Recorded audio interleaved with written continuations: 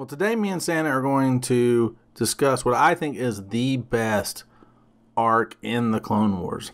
This is what I call the Wrong Jedi arc. And we'll go into it here shortly. But if you haven't already, and you do like this format, please give Santa a like and subscribe. And we'll see you on the backside and send you on to where you can get more discussion on the Clone Wars. And even though there's some differences, they have a lot of similarities. So it's a very interesting aspect. So they have stolen from the classics, which they say, amateurs borrow and experts steal. So this is what they've done. They've taken from and they're paying homage to Alfred Hitchcock in what really is probably the best arc of the entire Clone Wars, in my opinion. Yeah, I would agree that this is the best story arc as a four-parter. It is just fantastic. We kind of talked about this off screen, but this follows roughly the pattern of the Fugitive, and I think it's one of the best tellings of the Fugitive story as well. So, just a brilliant four-part arc, and builds upon the seasons that went before. A lot of the back stories, everything ties together just wonderfully, and kind of culminates here. And I think we mentioned this before as well, that they could have ended the Clone Wars at the end of this and gone straight into Revenge of the Sith, and would have been a fantastic arc. Yep, actually, I think if we had ended Clone Wars here, I think everyone would have had a full and complete understanding of where Anakin lies and why things play out. Not to say that Season 6 doesn't also fill that in, but if we stopped here, we'd all been like, that was the most amazing season ending ever. And it was. It would have been a great show ender as well. Not to say that Season 7 is not going to be amazing, but I'm just saying this is probably the best arc of the entire series. I completely and wholeheartedly agree. And that doesn't mean there's not some things that I wanted to ask questions about, though, as I'm wont to do. So let's get down into it. So episode 17 is called Sabotage. And so we go into that, and it starts off with an assault on Cato Neomodia. And right from the start, we see that Ahsoka is acting as a hero. And this is really important that we're framing Ahsoka as a hero of the Jedi, a hero of our story, and that's super, super important.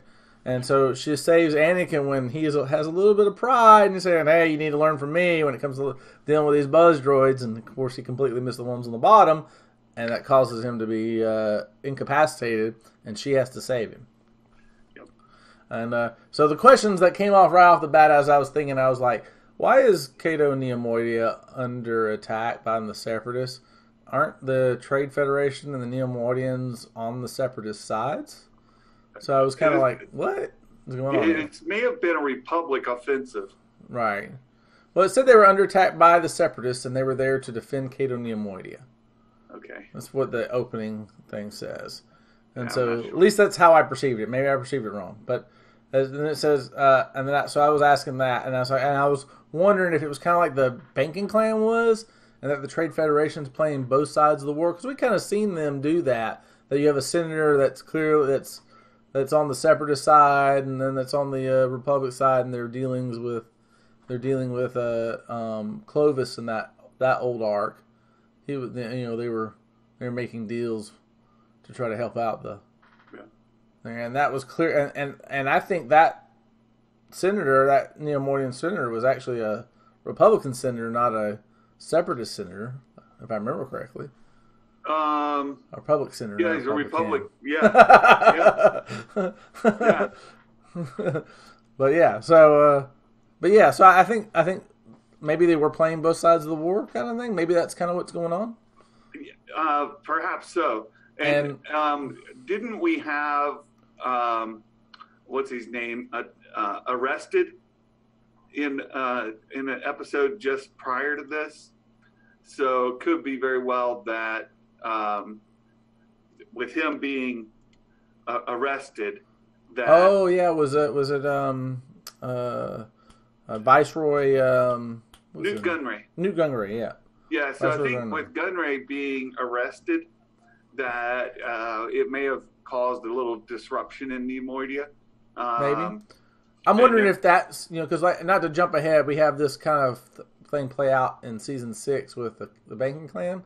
I wonder if this is another similar plan where, over time, the Chancellor is asserting his control over the machinations of the Republic. So, like, the trade federations would be, let's say the trade federations like the Teamster Union or something like that. Right. So he's asserting his control over the Teamsters. So now he controls all the goods that move through the galaxy, that kind of thing. Right.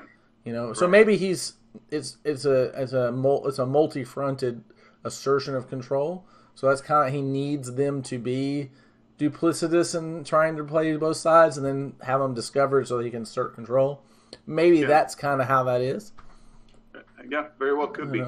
But in any event, we know there's a battle going on there. Right. And in the middle of that battle, Anakin crash lands and Ahsoka saves him. Right. And then right after this happens, they are called back to Coruscant to investigate a bombing of the Jedi Temple. And so this led me to some more questions, and I said, I didn't see Quinlan Vos anywhere, and we know that Quinlan Vos this is kind of what he does. His primary role is as an investigator, and he has a power which is canon called psychometry, which means he can touch an object and pull things from people who have touched it in the past and see what they saw. And I'm curious about that. Though, anybody who was present, who was in the Jedi Temple or around, on Coruscant, is a suspect. Right. I mean, I get that idea, but and we don't get who's there, but I'm sure that there's a lot more Jedi and I know it's for the story, but there's a lot more Jedi than Anakin and Ahsoka that are not at the temple. And it just seems, and more likely than not, it seems to me like Quinlan Vos would have been out on a different investigation. It seemed to me. No, that could be. And could be. So anyway, I just found that interesting, and I'm just wondering, I don't know if he was the only one that had that power, but I just thought that was that interesting aspect of things. And it seems like there were those that were experts of the, if you remember the old Jedi Master with Ahsoka, there were experts of the underworld, and then dealing with the criminal element. And I'm sure Quinlan Vos would have been one of those. And it seems like that maybe they have special powers that let them do that. And you would think that others would have been pulled in to help do that kind of thing, whether it's Quinlan Vos or not. Just seemed odd to me. And but I know it's for story reasons. Yeah. Fair enough. But they knew that Anakin and Ahsoka were beyond reproach, right? Right. Like, they were definitely away from the planet. They were involved in another skirmish. Their whereabouts and activities were known. So with that information, it made Anakin and Ahsoka the primary lead investigators in the bombing, because the Jedi Council itself recused itself, said any one of us could have been behind it, and they didn't have enough trust in each other even to allow, say, Yoda or Mace Windu or anybody else there to lead that investigation, which I find is an interesting subtext in and of itself.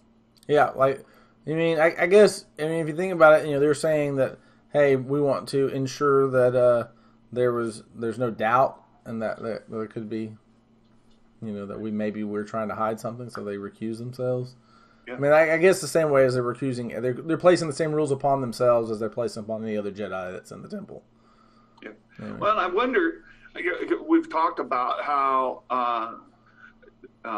Palpatine has been clouding the minds and judgments of the galaxy as a whole for decades, right? He's been just kind of there in the background for and using the dark side of the Force to infiltrate minds and hearts, right? Just to cloud judgment, to make people more suspicious, all of those kind of things. And I believe at this point that his tentacles into the Jedi Council have been so pervasive that they don't even trust each other, more than just being above the, any kind of accusation of possible.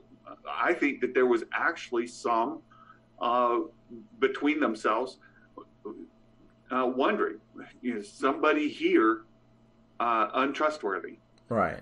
Well, maybe. I mean, it seems like there are, definitely people jump to conclusions and things that are not good. And, as we get along into this arc, I think you'll see there might be some, at least something that kind of supports that suspicion.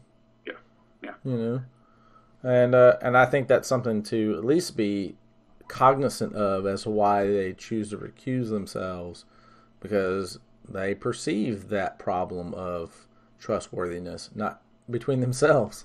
Yeah, I think so. And again, we'll get into it more, but when you start talking about people like Mace Windu and Yoda, in some of their actions later, it supports the idea that even at this point, their minds were already altered by Palpatine. At least in my perspective. Right, that the perceptions were.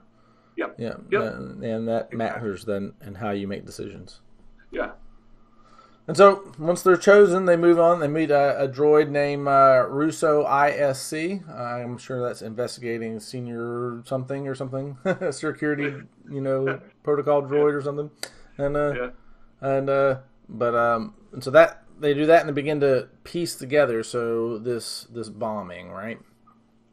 And so as they go to piece this whole thing together, they find that there were these.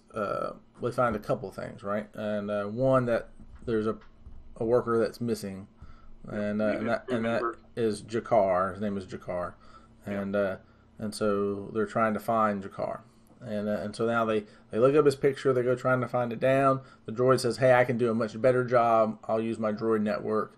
Because that's what we do. We're really quick at this. And so they go searching. Anakin and Ahsoka shut down the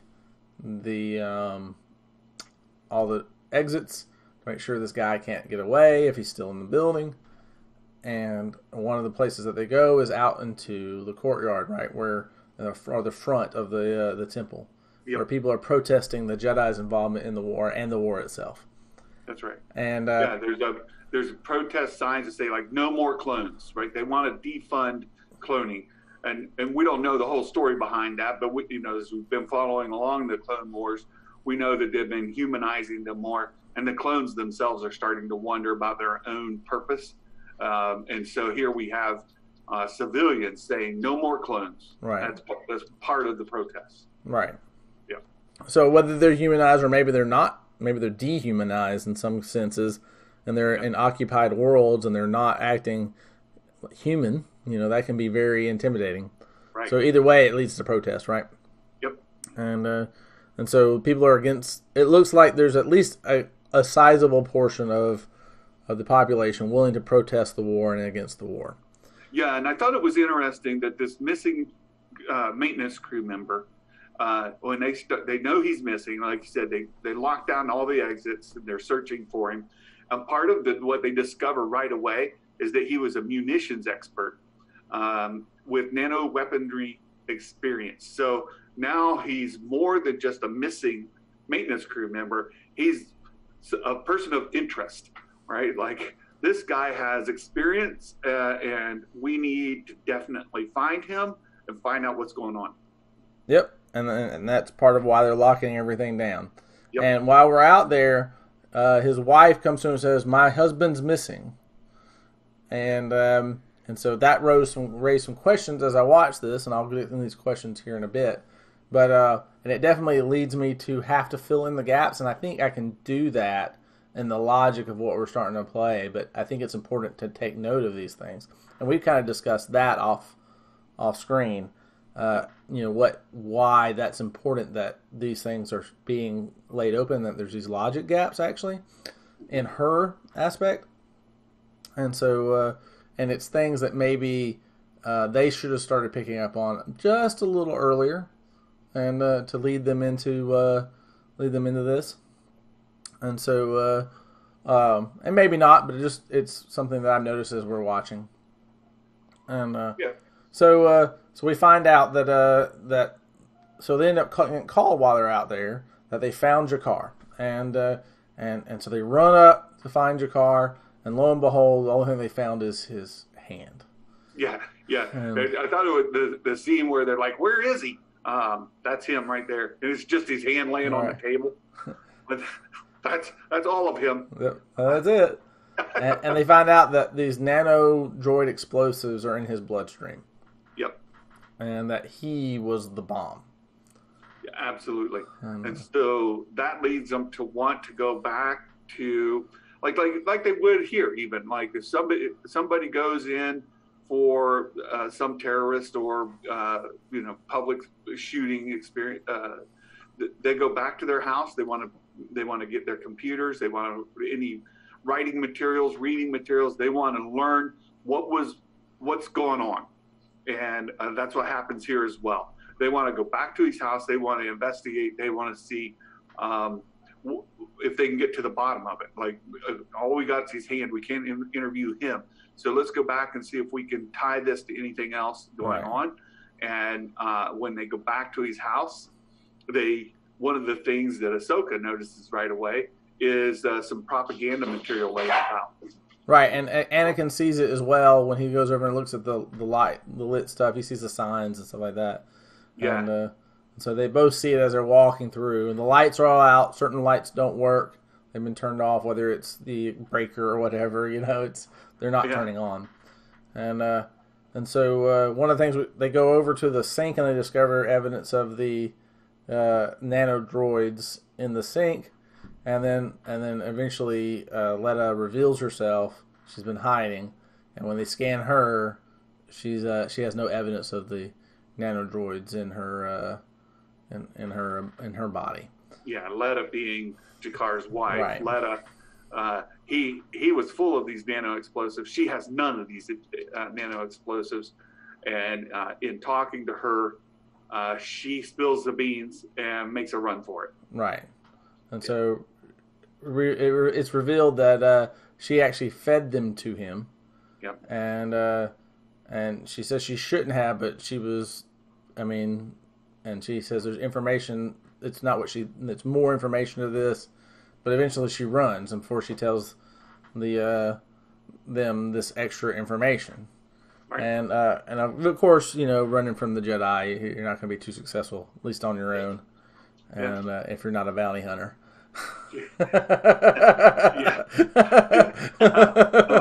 That's good. From an earlier conversation, if you missed it, watch previous videos.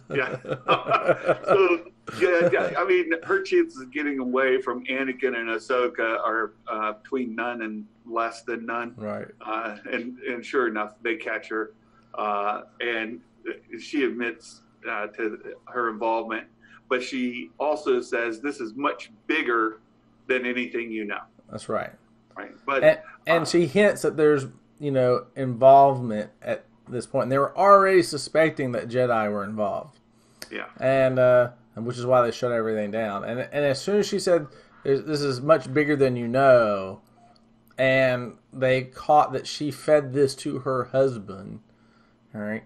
To me, they should have immediately started asking questions. Bigger than you know, started asking questions, and that she fed it to her husband, all right, and so because it didn't seem like she had any animosity toward her husband. That wasn't.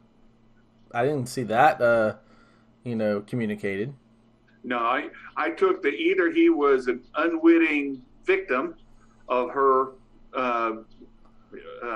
plot, right, or whatever, or that he was a suicide, bomber. Yeah, or he was complicit. Right. Right. So at this point, we don't know if he was complicit or a victim. Right. And I don't think that's ever revealed. I don't either. But either way, she doesn't show any animosity toward her. She doesn't just want him to die. Yeah. You know, and so she's clearly, but she's clearly complicit in the plot to feed him and send him into where he's at. And it makes sense. You put the munitions expert with a bomb near all the other bombs, you're going to have a huge explosion. To me, that makes absolute sense. I mean, that you can see the logic in that. But the logic break occurs. Why did she feed it to her husband? And then we have this is bigger than you know, is revealed. So boom, they should have known right then a Jedi is involved. But that is not the conclusion they came up with. All right. Yeah. Well, there was no tie to a Jedi at this point. So they said, once they return her to the temple after they catch her, Russo comes out. Russo Isaiah says this absolves the Jedi of being complicit. And I think that's because the Jedi Temple was the target, right? And that it was a non-Jedi involved, and that was the guy who blew himself up, right? Or was blown up, right? And they would have propaganda, and war propaganda. The lady that they did have in custody had no connection to the Jedi whatsoever, right? And even though she says there's something bigger, that could be their initial assumption might be that it's a separatist plot, that they somehow gained some leverage, or that she was a separatist sympathizer or something of those names. Right. But I don't think they got that feeling. I think they found that they were against the war one. There's that bigger feeling, and they both felt, well, at least Anakin felt like something wasn't right. He says something's not fitting together, and of course, Ahsoka was clouded by her anger. She was upset, but Anakin was like, he was still pretty calm about this whole thing. He was like something's not fitting right. He gets that. We get that. I don't know if he makes exactly that statement, but he says something's. I'm getting a funny feeling about this, and so clearly he's sensing from the Force that this is not fitting together the way it should be, or that they still have an incomplete picture for sure. Right. All right, and so then that leads us in the next episode, right? I'm just saying that I think the hints are there to involve us to understand why Letta has done what she's done, and seems like she's completely complicit on the idea of blowing it up, right? Yep. And so I think it can really be solved by a simple, I won't say simple, but multiple Jedi mind tricks. Well, yeah, you have to wonder if that is permissible as a means of interrogation.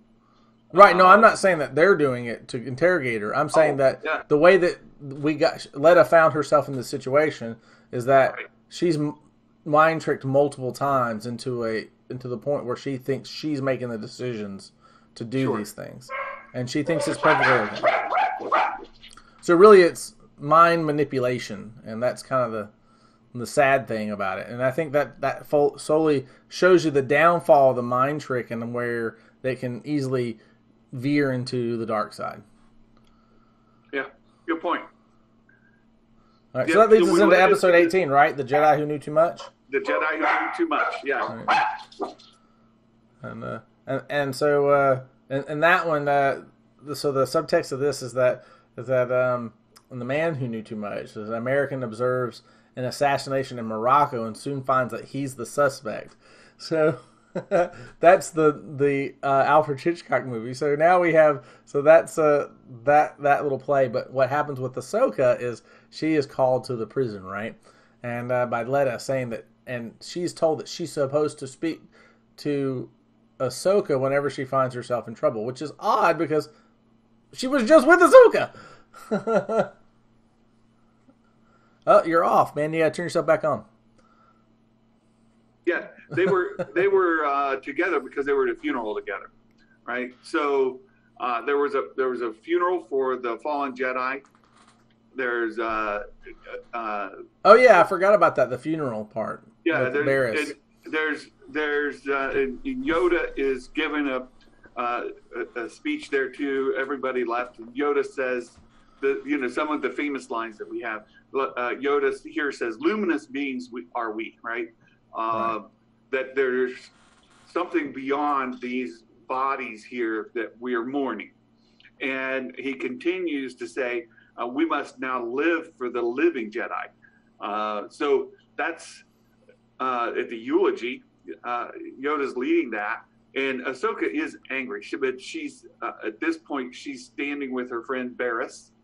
Both of them have been involved before, and they kind of gravitated toward each other. They're a similar age. They're both Padawan, and they've gone through already a harrowing adventure together. So Ahsoka and Barriss were with each other at the funeral.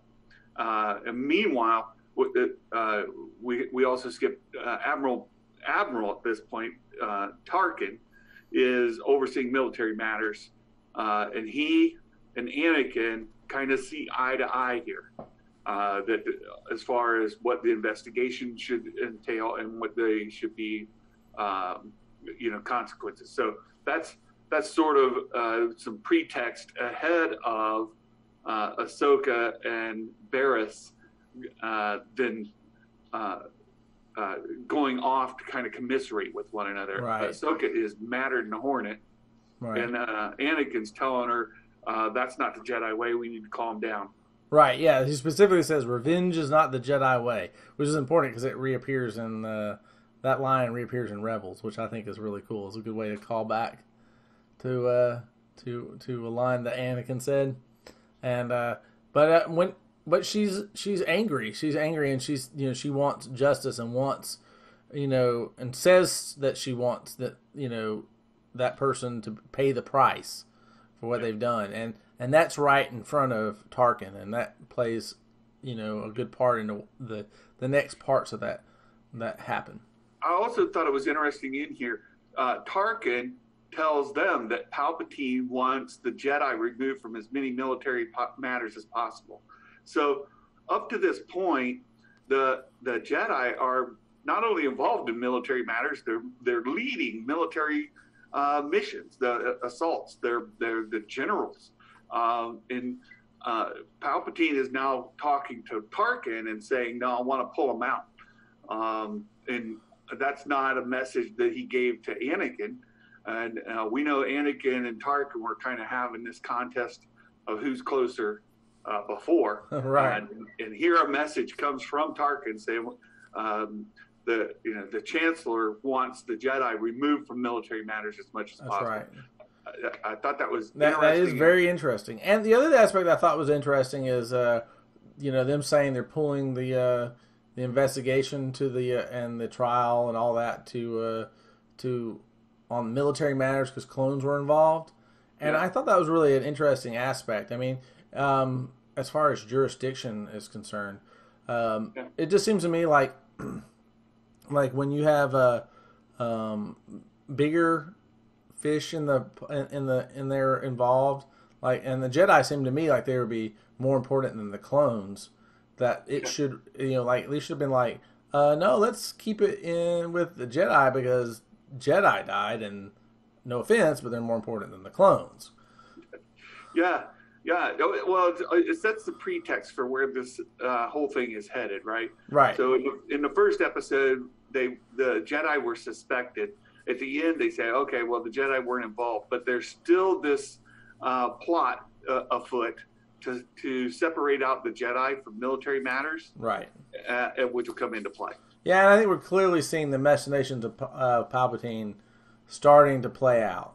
Oh, definitely. And, definitely. So, and the repercussions of that play out over time. I think back to Tarkin and Vader in A New Hope, and we get into the original trilogy and the kind of animosity they had towards each other, and your Jedi religion, and like pushing that off. Right. And thinking military matters belong to him, right? Yeah. So that's kind of laid here as well. Yeah, I think they're laying the groundwork for that, and I think that's really good. Yeah, absolutely. So you mentioned, so Letta specifically asked for Ahsoka to come because she was told that Ahsoka is the one that she can trust with when anything she needs help. Yep. Which was odd, like I said, because she was the one that picked her up. So when was she told this? Yeah, when and who? Right. That's exactly right. And Yeah. so we have that. So that's we see something's going on. Don't really get it, and so we're with that because we have that disconnect between when she's told and when they were arrested. Why not tell them then, right? Yeah. And Yeah. I need help. I'm gonna be killed now that I've been found out, kind of thing, because she obviously Right. was afraid for her life, and Yeah. and so Yeah. and so then in the course of this, Letta does tell her that the idea was a Jedi's. This is not Right. my idea. This was a Jedi's. Yeah, But then Jedi instructed her on making the nanodroids and on how to feed them that's to her right. husband.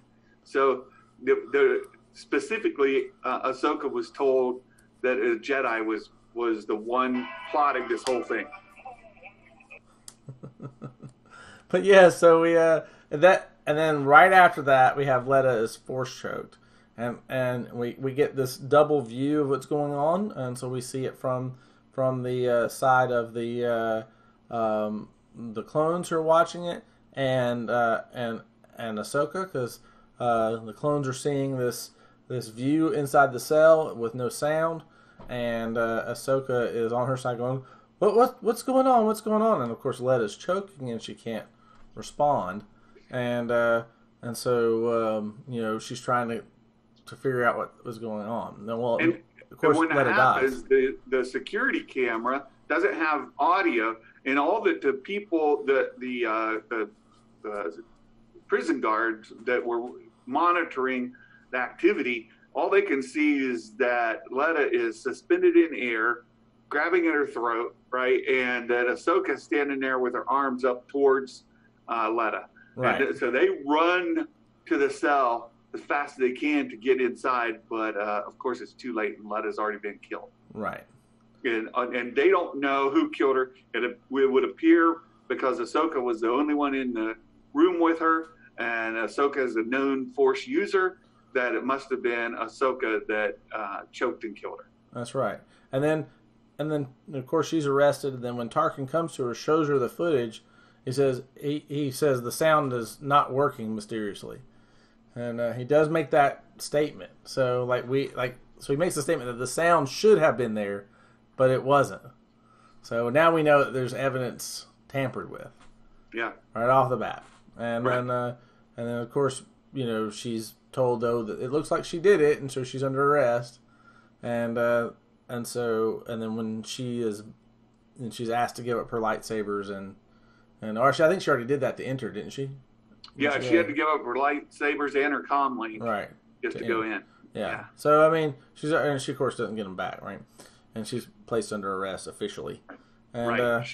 and then Anakin comes to visit her, and he's refused entry, Yeah. and that of course makes him angry, and I think she knows she has a visitor, so they say you have a visitor is what she says, and then he's denied entry. Well, I think that this was a coordinated something as well, because she's told she has a visitor. Anakin was denied entry, so as she responds back,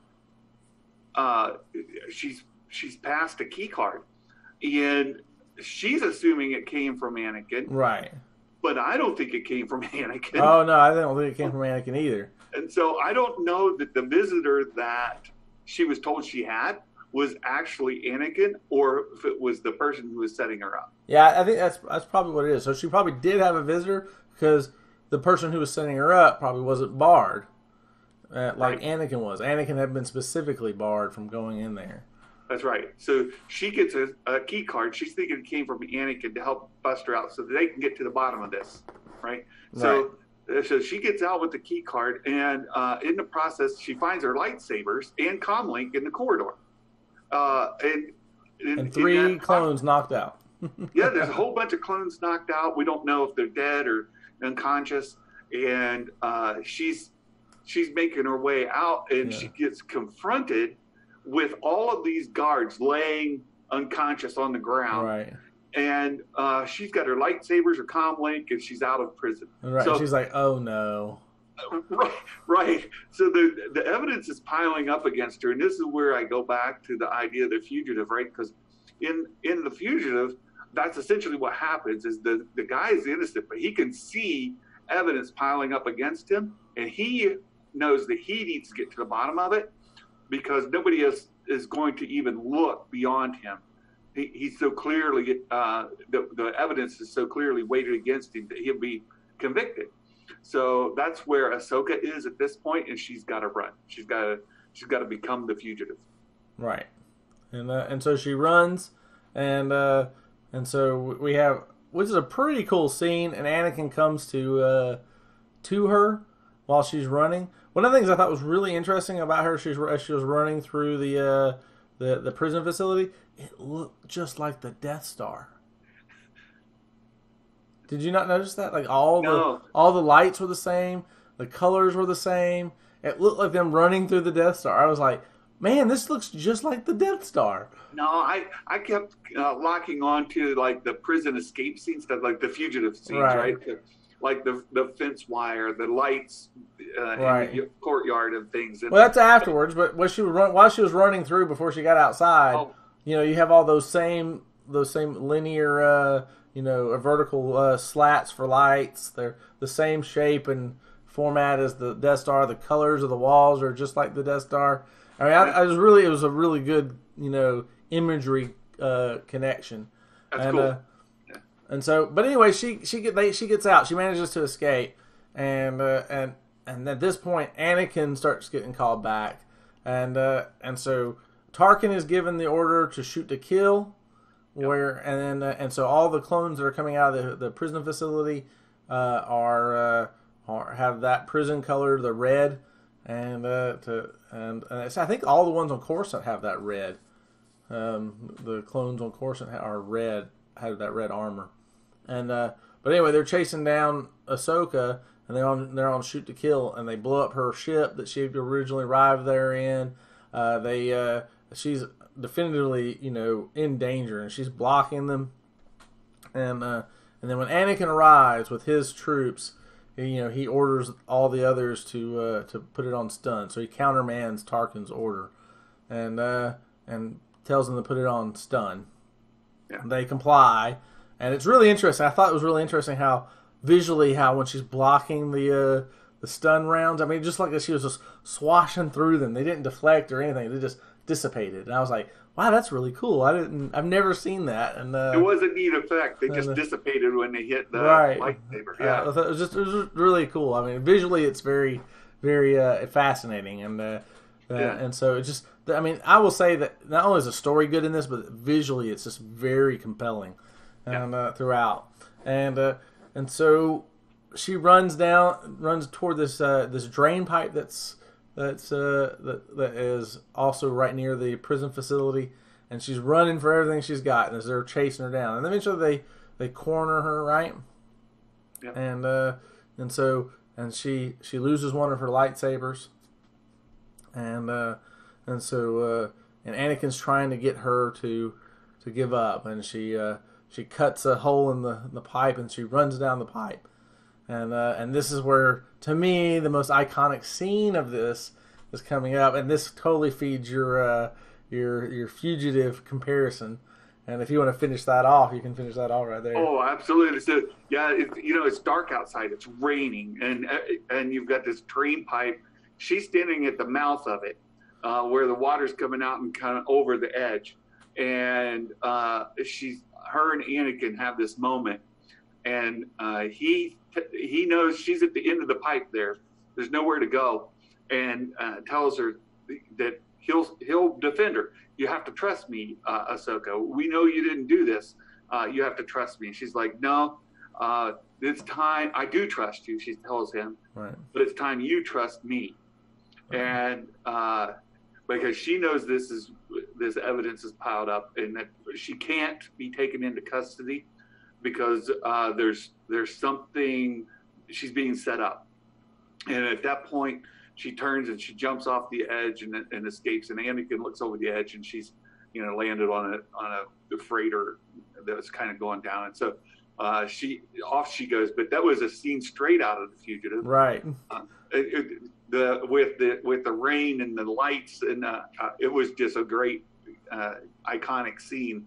It was just really, really good. An awesome ending to the episode. Yes, I absolutely agree. And so we're getting these great visuals, great callbacks to other great stories.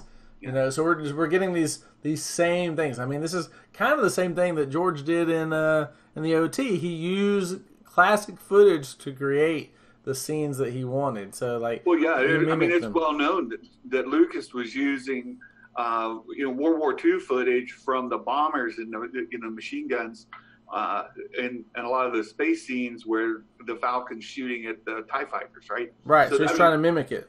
Exactly. Those were picked up directly from World War II footage, and so here we have. You already mentioned it. These are kind of themed after Hitchcock movie titles. They tie into those stories.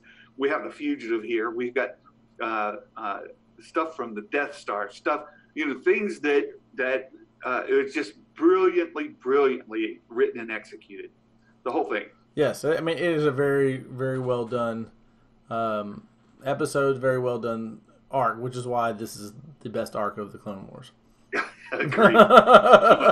Agreed. And so we go right into 19, which is To Catch a Jedi. Again, Alfred Hitchcock. Catch a thief. And we enter with the council discussing how to catch Ahsoka now that she's gotten away. And I think some of the big things was that Anakin and Plo Koon still believe Ahsoka is innocent, while the other people in the council don't. They think, why did she run? And they've pretty much already convicted her without any evidence. Well, yeah, there's a discussion the council has, and they say that they believe that she may be guilty. Yoda is kind of affirmative towards that. He doesn't specifically say it, but Mace Windu, I believe, is the one who said she may be guilty. Right. And so Windu and Yoda are on the convict side. Yoda may be more of a neutral, but he's on that side. But he's entertaining it. Absolutely. And Anakin and Plo Koon, the two that have the closest relationship to Anakin, and later Obi-Wan as well, are on the side of Ahsoka, saying, no, something's wrong. We're reading this wrong. We need to talk to Ahsoka, find out what is going on, because it's not what we think it is. Right. Yeah. Absolutely. And so we get to this point where now we turn back to Ahsoka, and we find that Ahsoka has gotten away. She has her comm link, and she contacts Barriss. And Barriss immediately tells her to lay low and destroy her comm link so people can't track her. Yeah. And so sound advice, right. And very sound advice. So she does. She barters for a cloak, and she gets in a cloak. But the amazing thing right after that is that the police amazingly end up right where she's at, on the same commuter train she's on, and she's kind of cornered. Yep. So she's trying to get away, like they were already there, but they end up right in her community before she even gets onto the train. And she sees them, and she gets onto the train. And sure enough, they get on the train with her too. And I just thought that was kind of odd that as soon as that conversation ended, pretty unlucky. They end up there. There's no such thing as luck in my. I said that on purpose. But yeah, so I mean, yeah, and so in our experience, there's no such thing as luck, and so just an interesting aspect of that. So immediately afterwards, she's running for everything she's got, and as she runs, she finally gets away from them, only to be struck down and captured by a masked bounty hunter. Yeah, and that's important because we have a very unique sounding and a unique voice bounty hunter. Yeah, and, female. Female. You could tell it is a female figure, very athletic, like gymnastic kind of athletic, and masked. Yeah. Right. And then soon after, we discover that this bounty hunter is Ventress. Yep. And so what ends up happening is Ventress is getting ready to turn her in for money because she's like, you can't turn me into the council. They'll arrest you. They know who you are. And so she says, no, I'll turn you into the into the bondsman, the bailiff, basically, the bail guy, and he'll pay me. and then they'll never know the difference of who I am, and Right. and I'll get paid, one way or the other, Right. and so she's like, okay, how about I help you get a pardon? How are you going to do that? She goes, well, we're a lot alike. I've been abandoned by the Jedi Council just like you were abandoned by your master, and that stops her. And she's like, oh. And then she reasserts how about I help you get a pardon? You help me clear my name, and I'll help you get a pardon. Yeah, and Asajj takes her up on it and I had the impression that Asajj was like, well, partially trusting. Right. Like, I think, what do I have to lose kind of thing, other than some money? Yeah, well, and if I need to, I'll just recapture you and put you, turn you in later. Right. But let's see how this plays out. Right. I mean, at that point, she can always get another bounty and feed herself just fine. This is just the big score. Right. So, Right. So she sees it as it's a win-win for her. Yep. Yeah. And so we discover that this whole thing, she's getting ready to make that deal, and as soon as they pretty much seal their deal, that's when they're seen by Plo Koon and Anakin, right? Master Plo Koon and Anakin see Asajj Ventress in conversation with Ahsoka Tano.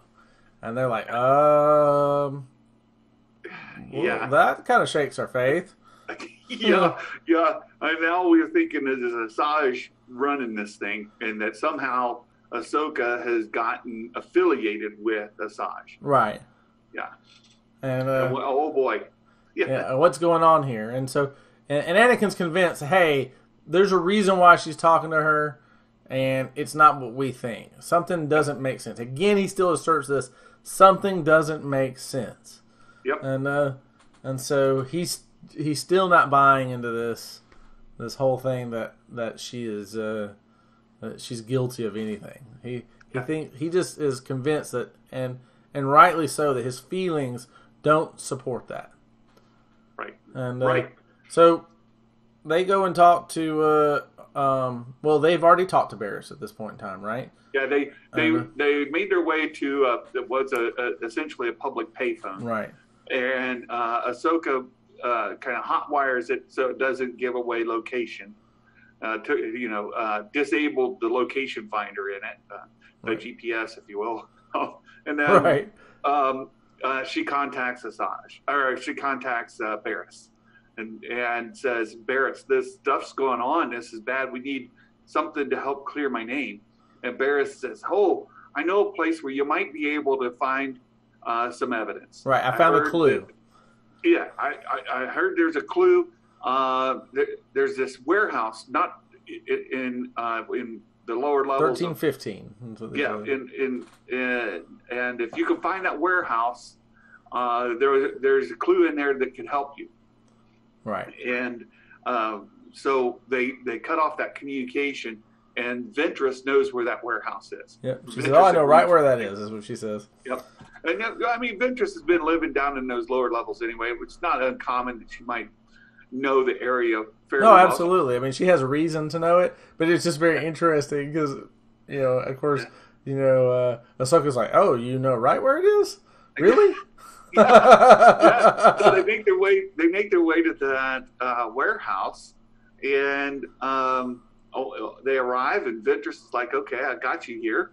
Our deal's in place, and we'll settle up later." Yeah, it's not on you to fulfill your part of the bargain, is what she says. Yeah, and as Ahsoka enters into the warehouse, and she's going in looking for this evidence, trying to figure out what's going on, Asajj turns, and she's walking down an alley. A loft cat comes up, and she first thinks it's Ahsoka because of the shape of the ears and Ahsoka's headdress. And so Asajj assumes that it's Ahsoka. She turns to address Ahsoka and sees that it's the loft cat. And she turns back around. She gets hammered and knocked unconscious. Yeah, gets slammed in the face by a drum. Yeah, and then whacked in the head right. With a crowbar kind of thing. Yeah, with a pipe, I think it was. Yeah, and knocks her out. And the attacker then takes Ventress's lightsabers, which are extremely distinctive. Right, those lightsabers are definitive. They have that curve. They connect together. All that stuff. All that stuff. That's exactly right. And takes, importantly as well, her mask, right? Her bounty hunter costume, so to speak. The most important part, the mask itself, that kind of the distinctive part. Yeah, it obscured her identity, but it also is now known by Ahsoka, and so the attacker assumes Ventress's identity to go after Ahsoka next. Yep. And then when we get in there, they have the fight. She's attacking Ahsoka with the two lightsabers, and eventually pushes her off the ledge, and Ahsoka falls. And sure enough, as soon as she falls right into the clutches of searching Anakin Skywalker and his clones, and they see her there. They stun her as soon as they find her. She's like, "This is not what you think," and boom, they stun her. And what do they find right next to her? Little packets of nano droid explosives. Exactly, which implicate her even more. Here we've seen her with Ventress. We've seen her now with the nano droid explosives. How did she manage to get here with these at this time, this place, all of that? And she's knocked unconscious and taken into custody. That's the end of that episode. Right. But the main thing is that at the very end, even though they find it and it seems like it's obvious they're carrying her off, Plo Koon and Anakin are talking in the troop carrier, and they both said something's not adding up. This is not making sense. There is more to this, and it seems very fishy. So they still believe Ahsoka. They have full faith in Ahsoka, and I think that's really interesting. They're like, all the evidence is pointing to her, but it's too perfectly pointing to her, and so they're clearly tracking in the right direction. Their radar is up, and it's not lining up. That's right. And that leads us right into episode 20. And episode 20 is the kicker. This is the point that you're going to get. You're going to feel it in your chest, and you're going to feel it in your gut. And, exactly. I mean, and this is the great part of this storytelling is that, and you mentioned this before with Lucas saying that continuities for chumps, right? Like, that's the easy part. The character development is really where it is. And by the time we get to this part of the Clone Wars, we care deeply about Ahsoka. We're in this story neck deep, right? We sense the risk that Ahsoka has, and we care about her. Yeah, absolutely. This is it. Vega was at this point on the floor in front of the TV, going, "What's about to happen?" yeah. And not only that, but I think this is where the Clone Wars did Anakin a great benefit, because we care about him too. Oh, absolutely. We care about Anakin's relationship to Ahsoka. We can see how much he cares for Ahsoka, and we care about him. So this is all building up to just a fantastic climactical season finale, right? And this story arc finale, where's it going? It's just, it's edge of your seat kind of stuff, especially if you've been following along and you've gotten invested with these characters. Oh, yeah. And this was the perfect time for Vega to be watching these. We tried when she was 7. It says TV 7. It actually really scared her. There's scenes in this that really are too much, in my opinion, for a 7-year-old. Yeah. But as a 10-year-old, she is fully invested in this story. And she has been following along as we've been going. And her attention to detail is, she is on the nose. And she turns to me and goes, "What? What are they doing here?" You know, she starts asking me questions. I'm like, "Bingo! You're asking the same questions I am. You're on it." And so I really like that. I mean, how close of attention she's. So if you want to, I think that 9-10-year-old range is the perfect range to be watching the Clone Wars. I think even though it's TV7, I think it's a little too much for them. And I'll add, for myself, being the second time I watched this, the rewatchability of this arc is tremendously high. Oh, yes. I picked up on things this time, and I would say that it tugged more at my heartstrings and had me more emotionally invested. Even though I know, I've watched Rebels, I've read the book of Ahsoka, I know what happens to her going forward. But in this, my heart was invested, right? I was Fully emotionally drawn into this episode, and it's the second time through. So it's just, I think the best of the Clone Wars. Yep, absolutely. So, to begin it, so we're the wrong Jedi. And so, right off the bat, we're Ahsoka's been arrested. She's been taken to the Jedi Temple, and Tarkin's there. And he suggests that the Jedi Council hold a trial to expel her so that she can be tried as in the military tribunal. And so this is right off the bat and says you need to, she needs to be tried, and there needs to be no picture of her, that y'all are being biased and protecting a Jedi. You need to let her be tried by the military and the courts of the Republic. Yep. And so that's right off the bat, and then the council starts talking among one another, and we hear Ki-Adi-Mundi and Sasin 10 say, well, I mean, there's enough evidence right there to say she's guilty.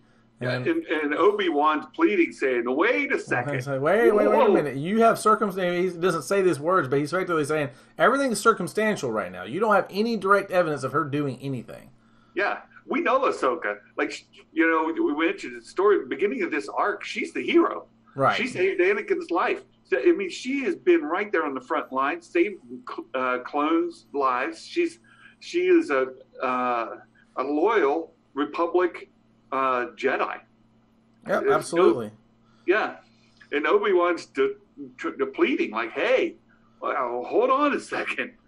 But he's one voice amongst the group. No, yes, and he seems to be a lonely voice amongst the group. And Him and Plo Koon are about the only ones that are arguing for Ahsoka. Yeah, and they take her into court. She goes into court by herself, right? Into the Jedi Council, and Anakin's outside of the hearing, pacing back and forth, and he's anxious, and Ahsoka's pleading not guilty.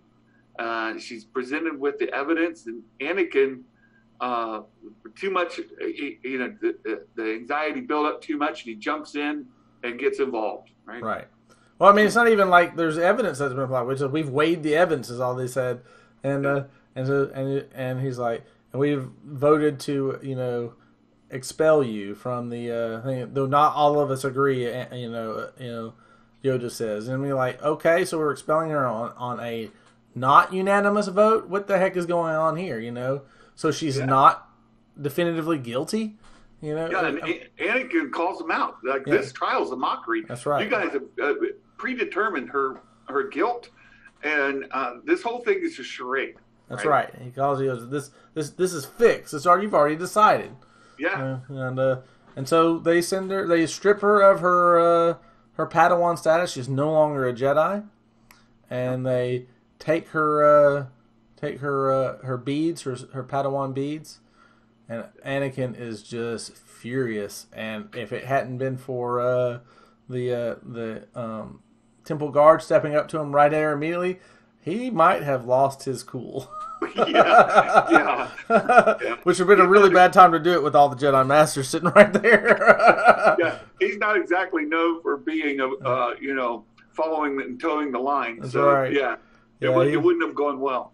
Yeah, they had their lightsabers already lit and put it right up to him. He was like, so it made him pause because he was not happy at all. And then he watched her go, and and it's in that moment that that you're like, what the heck is going on? Well, Mattern the Hornet at the Jedi Council. Right. And this is where you can see that Palpatine's fingers have reached all the way in. That's exactly right. To see the involvement of these council members, these are supposed to be the most trustworthy Jedi masters that there are, the top of the top, right? The most elite. And for Yoda and Mace to be involved directly in throwing her out of the Jedi Order was just infuriating, right? Yoda's the one who delivers the message, right? And he may say, "Yeah, it's not unanimous," but he sure doesn't seem to protest it a whole lot. No, so you can sort of say, "Well, okay, Yoda wasn't the most guilty, but everybody else has blood on their hands, right?" Like, just there's no question here that Palpatine had completely clouded their judgment. He was able to influence their thinking, and for them to have not all their faculties with them to make an informed decision using the Force and understanding, what do we sense the Force saying? I never see, as you mentioned in the previous episode, where Plo Koon and Anakin can sense, right? They can sense like something isn't right. The Force is unstable. Like this isn't what we think that it is. The Jedi Council at this point aren't even accessing that, right? They're not even trying. It seems like no. It really does, especially as we go into the Republic trial. Mm-hmm. We see where that heads and Palpatine's involvement there. Right. How closely they mirror one another. These two trials. And that's purpose. I think they're absolutely purposely trying to compare the two so you can see how much they are alike.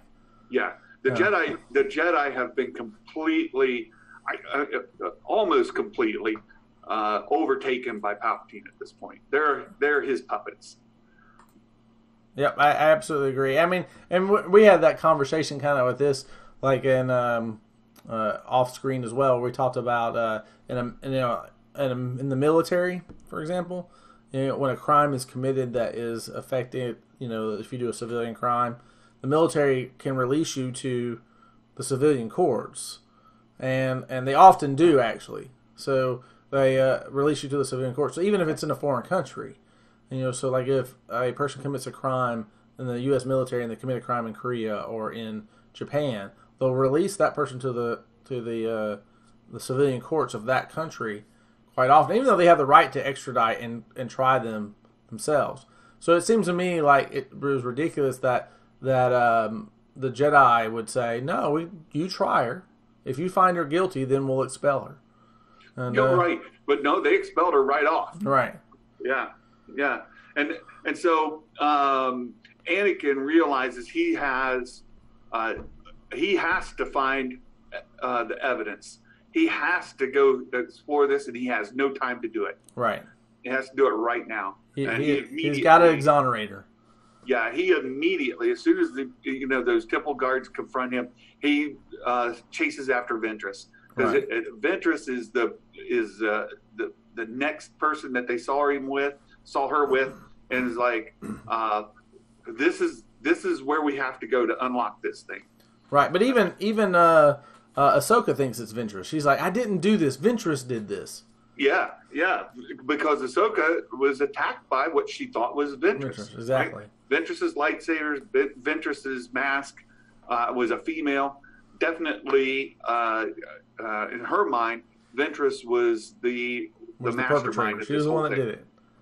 Yeah, and Anakin immediately goes to find Ventress to get to the bottom of it. Right. He needs to find that evidence right now. So we see Ahsoka is presented to the trial right at the very beginning. So we have it initiated. Padme is the counsel, and Anakin is running off to find Ventress. And Tarkin is the prosecution.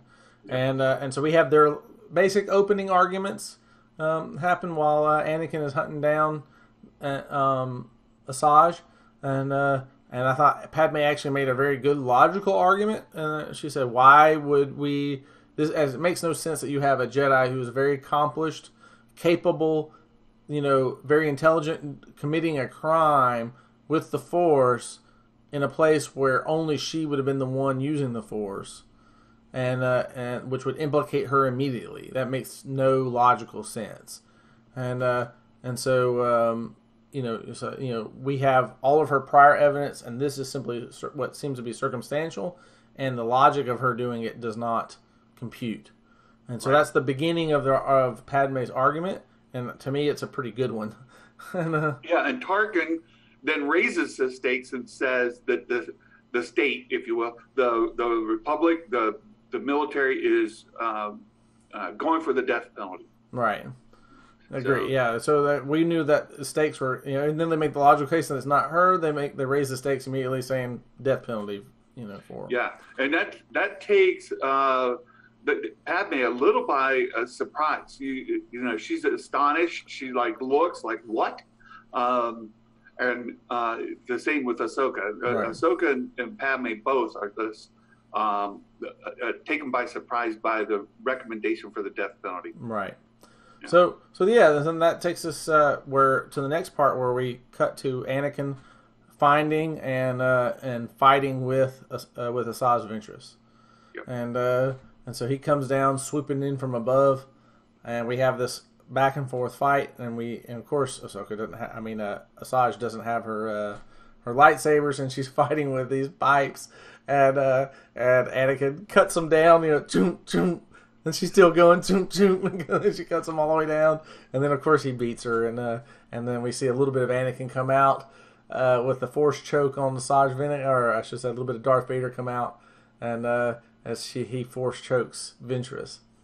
Yeah, but I thought it was good. He showed restraint.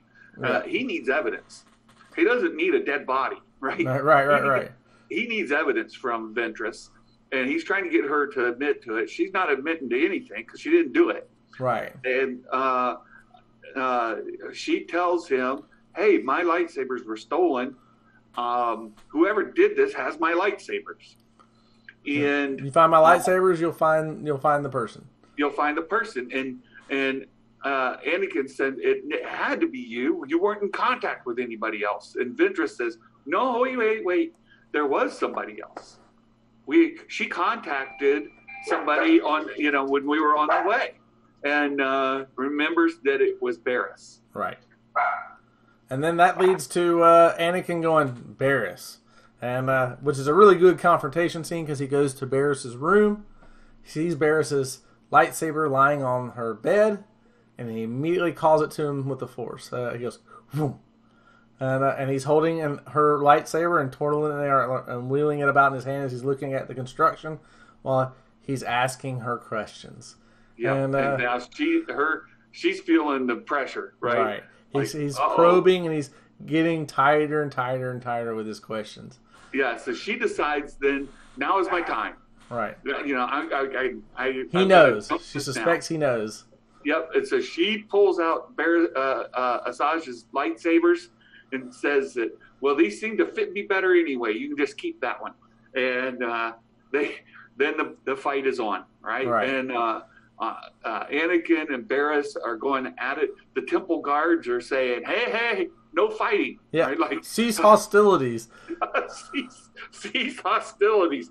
And they're going at it. And ultimately, Anakin defeats Barriss, is able to restrain her, and then question her, what? And she admits to it. And so just as Anakin is doing that, the court is announcing their ruling. Yeah, they're ruling. I thought, before we get to that, I thought it was really interesting that cease hostilities reaction, because Barriss was using red lightsabers. So, I think they know that the only people that use red lightsabers are the Sith. So, it's like, hey, cease hostilities there, you know? To me, it's like, the guy comes in, you have your, sidearm because you're a cop, and all of a sudden you see another cop with an AK-47, which is the, none of the cops have AK-47s. We don't know where it's come from, and they're just spraying everywhere, and you're just like, put the gun down. no, shoot that person. You know, they are clearly hostile and intend to kill. You know, it's like, yeah, we're past that point now. Yeah, we clearly have a bad guy here. Right, right, and Anakin is a known Jedi, right, on council, right? Right. Well, he's not on the council yet, but I mean, he's known. He's a well-known hero. That's right. Everybody knows who he is. Yeah, and Anakin has been leading this investigation, and so the temple guards cease hostilities. They should have helped restrain Barriss, but right. They eventually do, but it's not till like the very end after Anakin's already defeated her. Yeah. I was like, a little late there, guys. Right. Slow on the uptake, are you? He does get hold of him, and he's bringing Barriss in just as the court is announcing their ruling. Yep. And I found that ruling to be interesting as well, because Palpatine is when he gets ready to call for the vote, Palpatine gets up and gives a speech that is effectively saying, "I think she's guilty, and you should find her guilty." Right. Don't be deceived, is what he says, right? Right. We've been deceived before. Here he's taking on the state's case, but that's Tarkin's role, right? And Palpatine is arguing Tarkin's case for him in front of everybody in that position of authority, the person who's supposed to be overseeing this court, and he calls for the vote. Right. And so, I mean, to me, when you look at that and you see how this thing is playing out, it clearly gives the indication that the fix is in here. Yeah. And so, which we know that he's trying to create a case against the Jedi to show that they're corrupt. And then, of course, what happens? Anakin, just as the guilty verdict comes out, that Ahsoka's guilty, Anakin says, "Stop!" Yeah, he announces guilty and getting ready to call the sentence. Right. Yeah. Anakin stops it. And then he comes walking in with Barriss. He says, "Tell them what you told me," and she confesses to the bombing, and then she goes about and states her political statement and calling the Jedi corrupt. And I'll let you take this because this is one of the things that I think it's significant too, but you definitely called it out before.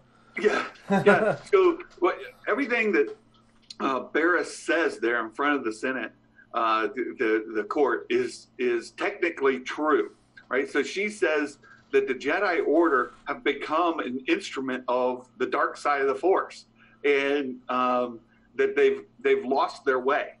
And at this point, that's absolutely true, because we mentioned before, Palpatine has been clouding their judgment. And when you see these two court cases play out exactly the same, right? They follow the same outline. They follow the same conclusion. There's no question that this thing was orchestrated by Palpatine to bring out Jedi as he's trying to separate them out of the war itself, and then set the clones and everybody against the Jedi. So this is his case, and the Jedi Council is working for. They've become an instrument of, an arm of the Supreme Chancellor. They're at his bidding. They are a tool, a vessel of the Supreme Chancellor, who is the dark side of the Force, right? He is the dark side of the Force. Palpatine is pulling their strings. They are everything that Barriss says is 100% accurate. But at the point, the Jedi Council is not knowingly a instrument of the dark side. Right. They've been blind the whole time.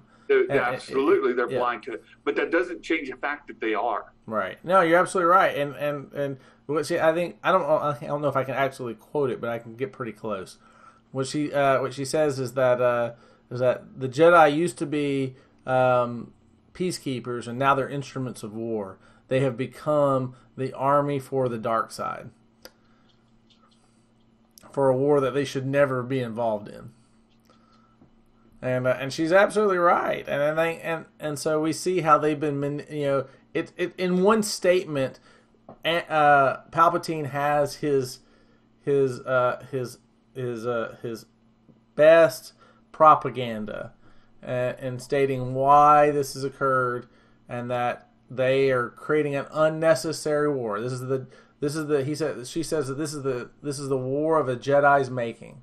So in that propaganda, boom, he's got that this war, the Clone Wars, is all because of the Jedi. And so, now the stage is set for Order 66, and so which we know is coming up, and so we can see the tide of the people turning, and we can see why. Yeah, that if you think about it, Palpatine's been outed right there. He's standing there, and what she says is true. If they knew that it was true, then you've got to look up and you can see him standing right there. There's the guy that's leading it. Yep. Yeah. Yeah, but they still can't see it. They're just like, well, she's an idealist that's bombing us, Right. She's just a political idealist.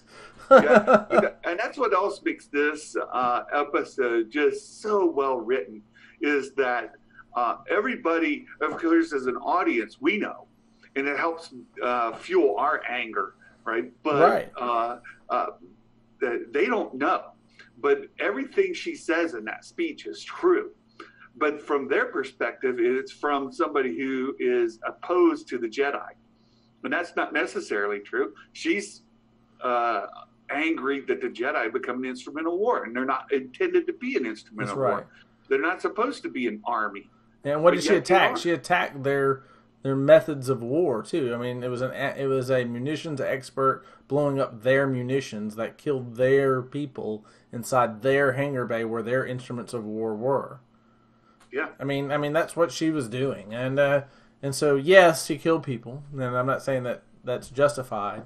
She killed her fellow Jedi, but she clearly was making a statement by what she was doing, and so that would actually be considered an act of war because it's actually a military target and not a civilian target. So actually, in the scheme of things, it's actually not a terrorist attack. It is a saboteur, is what she is, and so she is taking on a role of being and which is why it's real important that the first episode is called Sabotage, not terrorism, because a saboteur is not a terrorist. A terrorist attacks civilian targets. A saboteur attacks military targets, and tries to undo the machinations of their enemy, right? And so anyway, it's very interesting, that whole aspect. But then we come to the very final piece, and this is the heartbreaking piece that will when you watch it, you're going to, if you don't tear up, you don't have a heart. And I fully support that statement. Yes, if this doesn't pull at your heartstrings, then you don't have a heart. That's right. Yeah. But yeah, so we come back, and the council, of course, right in their face, it's shown that they were wrong, and they try to spin it like it was. Yeah. And again, like, you get so mad through this series at Mace Windu. Oh, yes, you do. Like he's like, well, you've passed your trial. Well, this is because this was better than any trial that we could have given you, and you're clearly ready to be a Jedi, and we're what? They're spinning it like, oh, look what we did for you. Yeah, no. It's unfortunate you went through this, but this counts as your trial. Your Jedi trial.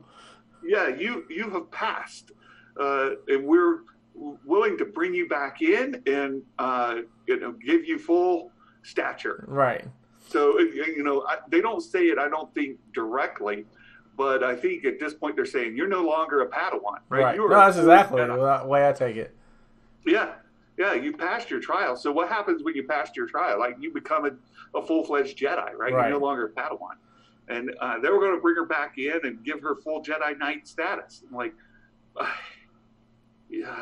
Yeah, congrats. We made a mistake, so because you passed, we're gonna count that.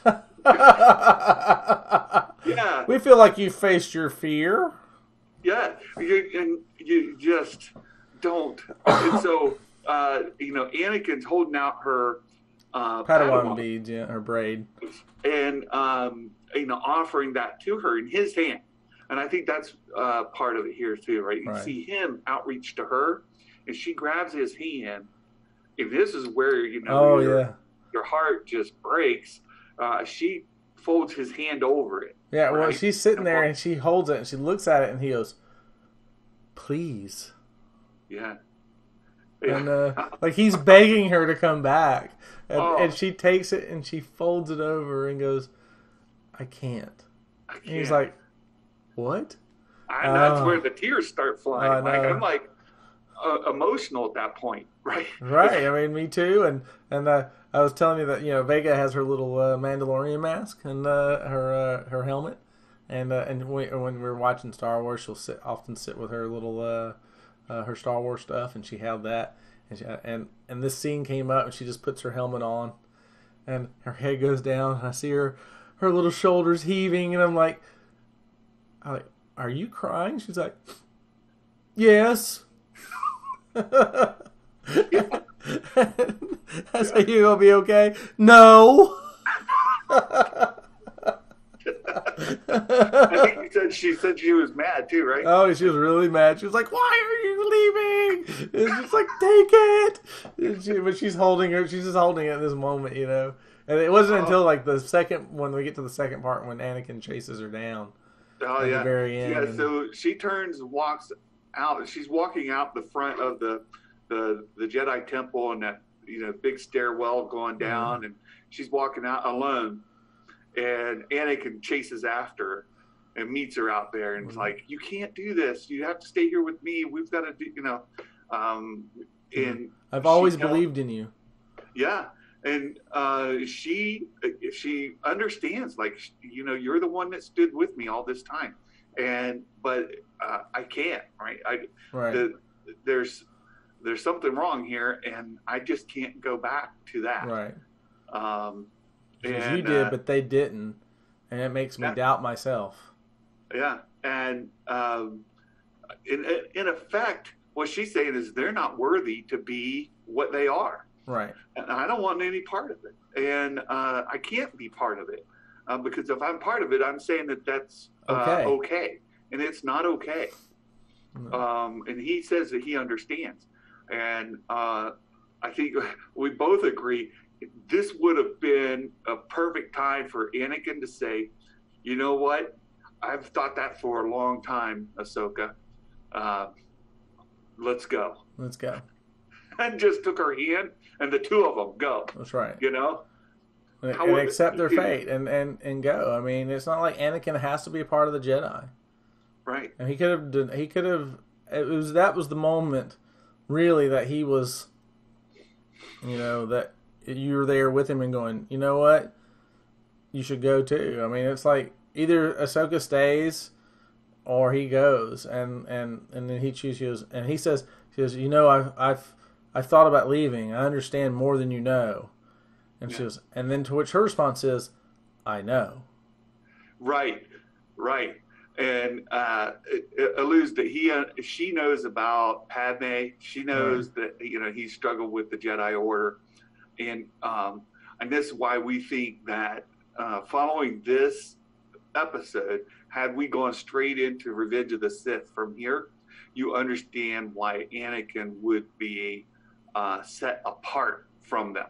Right. Why he's decided that they are not trustworthy and they're not worthy of being part of a following, right? Right. Like they are part of the problem. And when he accepts... he tells Obi-Wan, right? From my point of view, it's the Jedi that are evil, right? When he has that argument, like here it is, right? Following this is why the Clone Wars to me, I've never been a big prequels guy, right? I've been critical of the prequels, But this makes sense. Right. When he says, from my point of view, the Jedi are part of the problem. Well, when you watch this arc and you see how bad the Jedi, or how far the Jedi have removed, and you understand the truth behind what Barriss confessed, and you see what they did to Ahsoka, and how could you not agree with at least the sentiment that Anakin has that says, from my point of view, the Jedi are the ones, right? Right. Like, absolutely. I mean, you're in that mode, you're like, the Jedi deserve, what comes to them. They deserve their fate. You wouldn't, I mean, like, this case of the Jedi being instruments of evil, of the dark side, is true. I mean, and that they're not following what they're supposed to do. They become instruments of the Republic, which is run by a Sith Lord. They have not at one point considered why they have to do what they do. It's always been, we must follow and help the Republic. And we can go even into the OT, that thought did not escape from Obi-Wan, because Obi-Wan says, we're been guardians of peace and justice in the Old Republic for 1,000 generations. And I messed up that quote, but you get the point, right? So he doesn't say in the galaxy, he says in the Old Republic. So he's saying that the Jedi and the Republic are one. Yeah. And that is the fault of the Jedi. Yeah. Because it should be that they and the Force are one. Are one. Yes. So good. So good.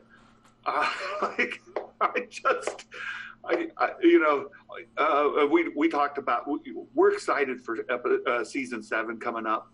And the episodes in season 6, which we'll talk about in the next video, there's some good episodes in there that build on the lore and they set up for season 7. But if the Clone Wars animated series ended here and we went into the Revenge of the Sith from here, the transition is perfectly set up. Yes, perfectly set it up. Absolutely is. And the series could have ended here, and it would have been a perfect end to the series. Yep. And we would have all been like, "What the heck? It's over! Oh my gosh!" And you know what? It'd have been brilliant. It'd have been absolutely brilliant. Not that I dislike season 6. Right. And it's just that this would have been a brilliant place to end. Well, and you understand why so many people want to see what happened to Ahsoka. Right. What happened? Like, she left the Jedi Order. Did she survive Order 66? Did she this? Did she that? What happened? What happened? And as Rebels plays out, you learn she did survive Order 66. Right. And her book, the book of Ahsoka, you learn more about how that happened. And it has flashbacks into what we didn't get in and what if we had a full season 6. Now we're going to get that kind of with season 7. Right. So following this arc and coming out of this story, you really understand why so many people love Ahsoka and have attached to her as one of their favorite characters in the entire franchise. Right. And, for years and years, I have said that Ahsoka is probably my very favorite. Oh, absolutely.